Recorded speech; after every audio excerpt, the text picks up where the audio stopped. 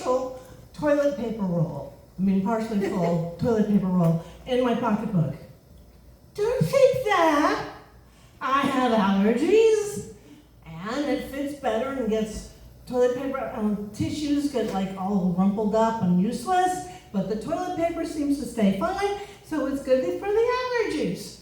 Okay, so when Guillermo and I lived in Miami, one of the things that we liked to do was to go mudding.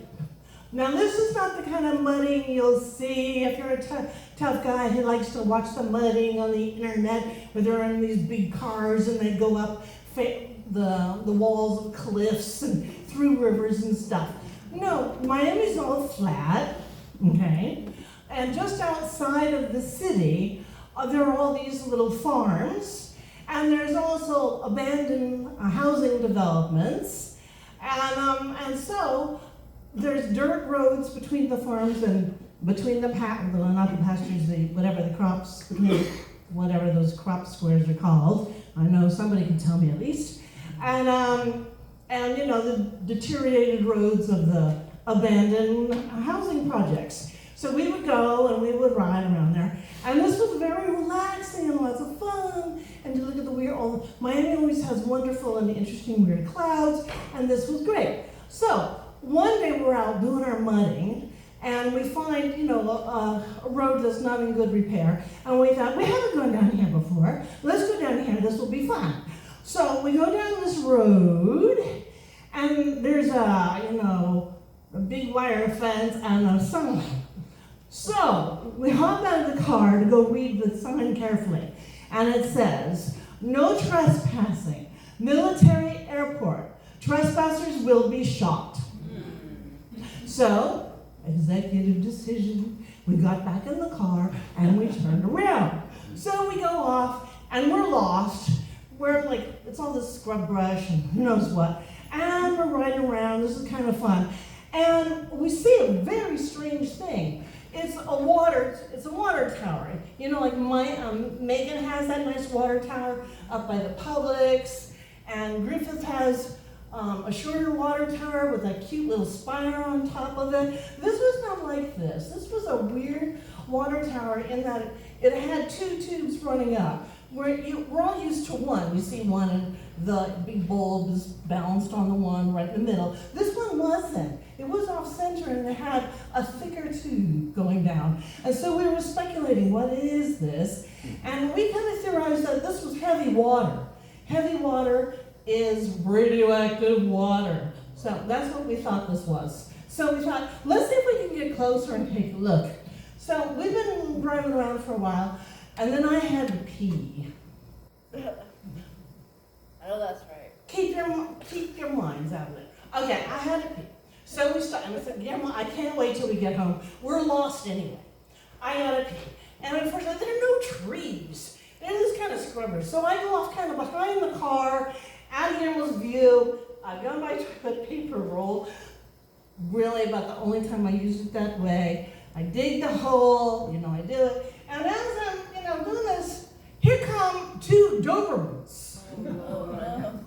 And these are big Dobermans, and they're well groomed, and they have very pointy ears, and they have no collars, and they have no licenses, but they're definitely very well taken care of Dobermans. So I hurry my ass up, and I get back in the car and I slam it shut, because these Dobermans are coming close.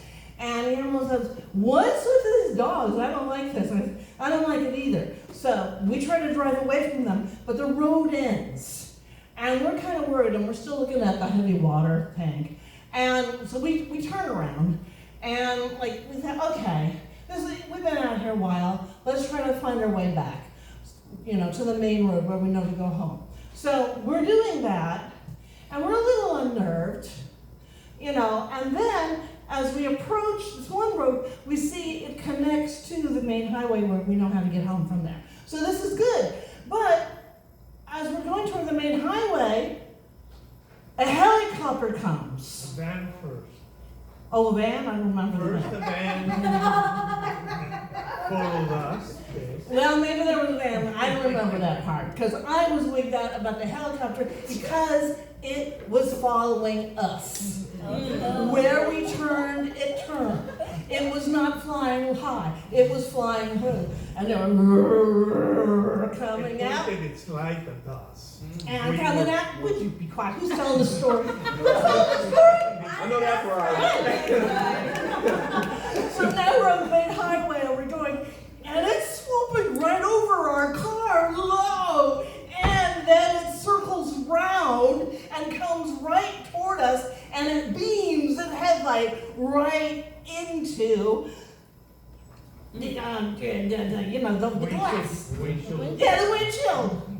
And completely blinds us. It really hurts. It full beam right in your eyes. Like, well, I know who we are now, except we're hiding our eyes.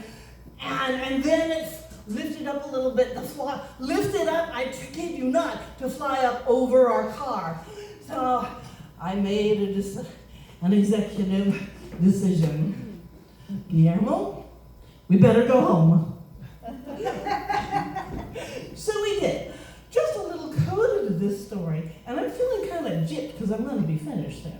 I was talking to an internet friend, and I was telling him about this experience, and he'd been in the military, and he said, Cynthia, in military zones, they keep dogs like Dobermans with no licenses on them because they're military-trained dogs. They're guarding the military zone. Do not go back there.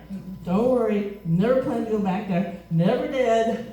But yeah, we were warned, so we never went back. So apparently those Dobermans meant to be there to come and get us. And we went home and we were nervous for a while. But nothing bad happened. Thank you. And I